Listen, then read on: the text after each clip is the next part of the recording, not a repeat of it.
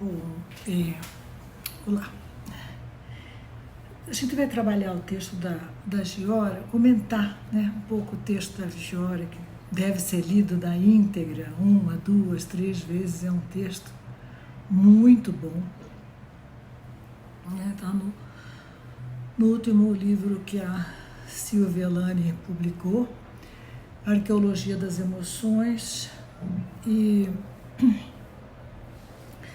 o nome do texto dela é Emoção na Criatividade Artística. Então,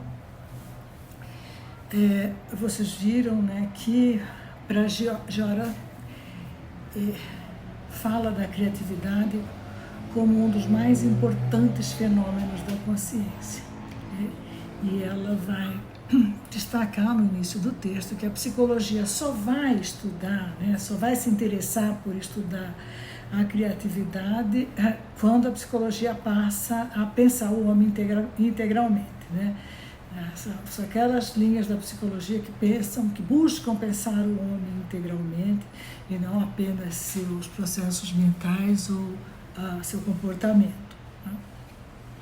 Então ela fala da importância no texto, né, da importância da psicanálise, da psicologia analítica de Jung e da psicologia sócio-histórica para o estudo da criatividade, né?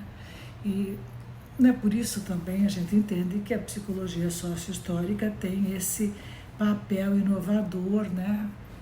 Posto que não se foca, além de não se focar só no comportamento, no funcionamento mental, de pensar o homem como um todo, em seu desenvolvimento, em seu processo histórico, inserido em sua cultura, né? Então, ela vai nos falar da importância da atividade criadora, que é realizadora, né? A atividade criativa é realizadora, né?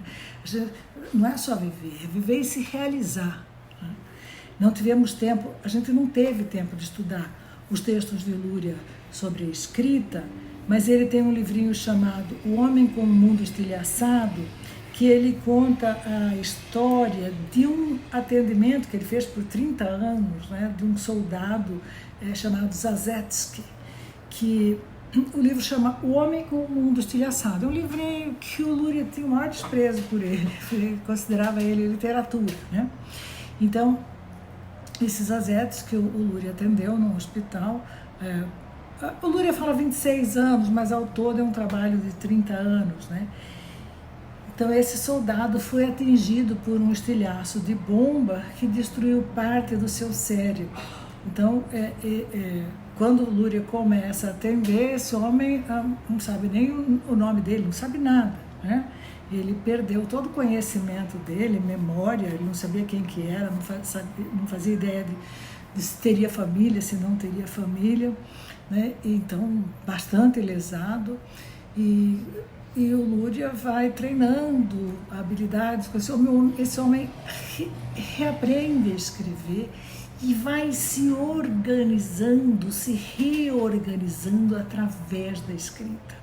Esse livro, o Luria fala, o livro é dele, porque tem os relatos do Zazetsky, né, de como que, apesar dele ter perdido todo o seu conhecimento anterior, ele vai se reorganizando, né? A escrita vai auxiliando nesse trabalho de reorganização, né? Reorganizando a vida com a ajuda da escrita, que é, sem dúvida, uma atividade realizadora. Quem gosta de escrever sabe disso, eu gosto, eu sei. Aliás, eu defendo isso com unhas e dentes, né? Meu mestrado foi sobre escrita criativa, com base em Vygotsky, então é um tema que eu tenho muito apreço, né? Então, quem escreve organiza pensamentos, organiza sentimentos.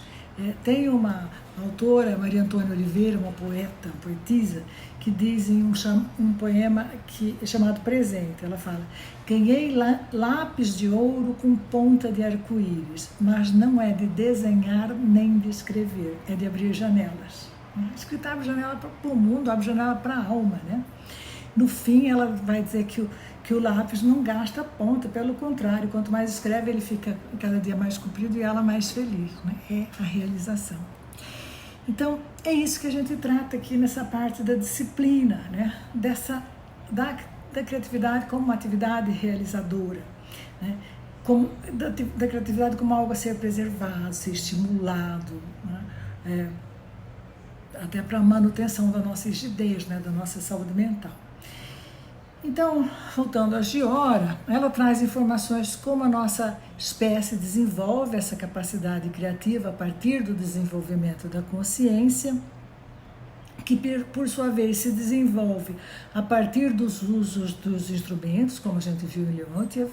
Na página 79, referindo-se a uma observação de Fischer, ela afirma que com a utilização de ferramentas e instrumentos, nada mais foi impossível para o homem que foi criando e fabricando o meio adequado para conseguir o que antes não conseguia, e assim se sobrepôs à natureza e iniciou um estágio de desenvolvimento que nos afastou dos nossos ancestrais mais próximos, né?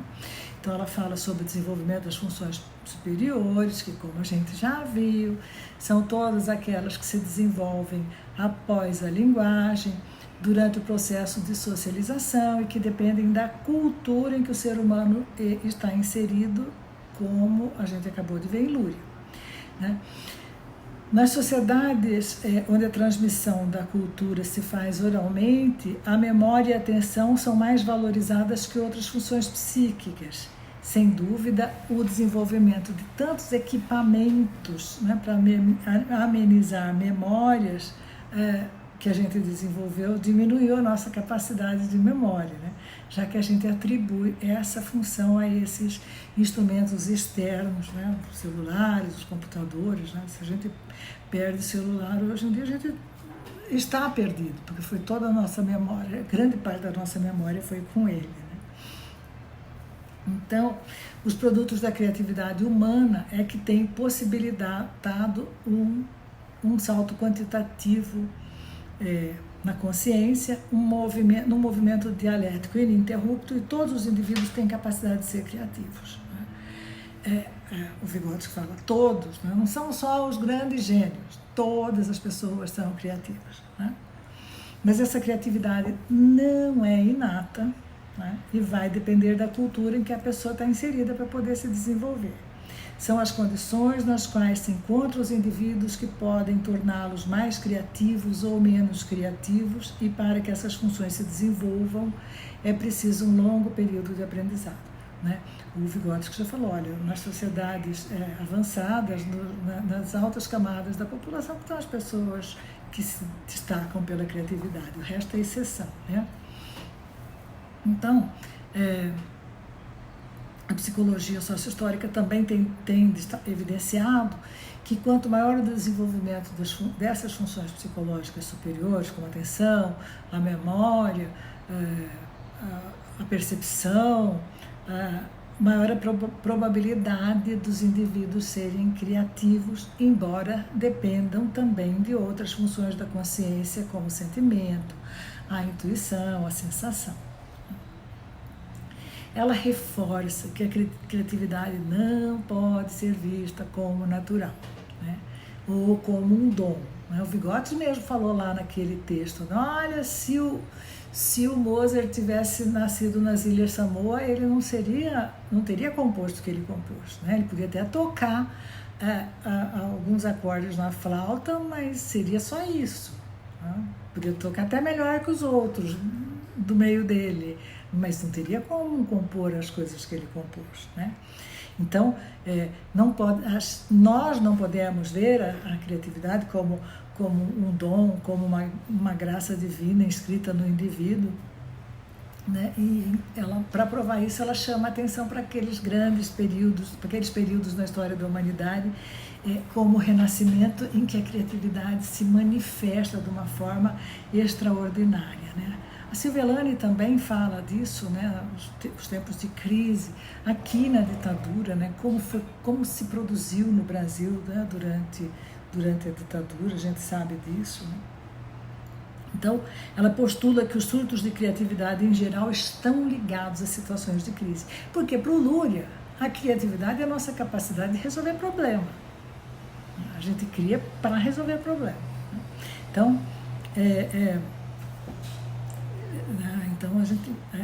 ela é uma função essencial, né?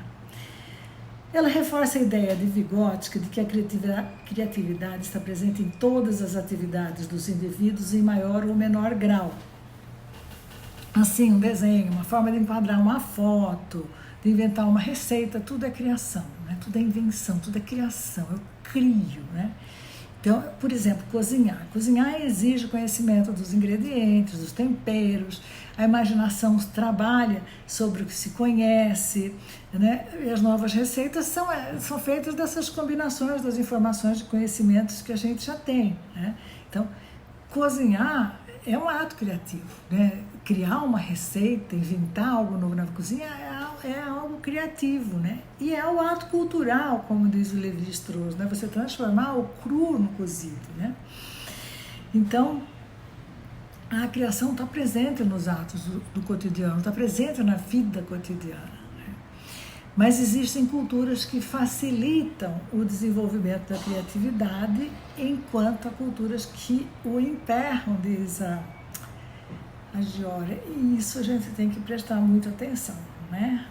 As sociedades conservadoras, autoritárias, rígidas, tendem a restringir o potencial criativo das pessoas, especialmente na esfera artística em que estão envolvidas as fantasias, que são a expressão concreta das emoções. Então, nesses governos totalitários, as obras de arte costumam ser proibidas, os livros costumam ser queimados, né? Toda expressão que contesta qualquer coisa, toda expressão livre, né? Porque a arte não tem que ser convencional, ela tem que ser inovadora, né? A arte subverte mesmo, a arte é para subverter, para provocar, para impactar, para afetar quem está usufruindo dela, né? Então, nessas sociedades conservadoras, são comuns esses movimentos de censura a muitas formas de arte, né? E nessas sociedades, o tipo de educação visa fundamentalmente reprimir afetivamente, né? Reprimir a criação artística, reprimir afetivamente, e agentes socializadores como a escola buscam valorizar e desenvolver habilidades voltadas à formação profissional, né? Os indivíduos formados para o trabalho, não para o trabalho inteligente, para o trabalho que obedece, né? Pois seu objetivo fundamental é formar mão de obra que o mercado exige. Em outras palavras, buscam desenvolver mais racionalidade e menos sensibilidade. Ensina-se a pensar, mas não a sentir. E aí reside um problema, pois um dos maiores componentes da criatividade é a emoção. Na página 82, ela afirma que só muito recentemente alguns grupos de educadores e artistas têm reconhecido a importância da atividade artística para o desenvolvimento integral do ser humano e têm sido iniciadas algumas práticas artísticas junto a classes desfavorecidas, mas são poucos, né? São raros esses projetos, essas iniciativas. Destaca que o homem não tem apenas necessidades materiais, como já dizia o velho Marx, mas também necessidades espirituais, éticas e estéticas. E a arte é justamente a atividade que teria condições de preencher todas essas necessidades. Acrescenta que para Jung a arte se constitui na única atividade na qual o homem pode exercer 4 funções que ele considera principais na consciência, que são a intuição, o sentimento, a sensação e o pensamento, e que todas as pessoas são capazes de expressar criativamente em diversas atividades, especialmente na arte. Então é isso. Leiam o capítulo da Giora, Emoção da Criatividade Artística, é riquíssimo, não dá para comentar ele inteiro aqui, né? Para refletir na importância da arte como atividade realizadora e da importância disso para a psicologia. É isso.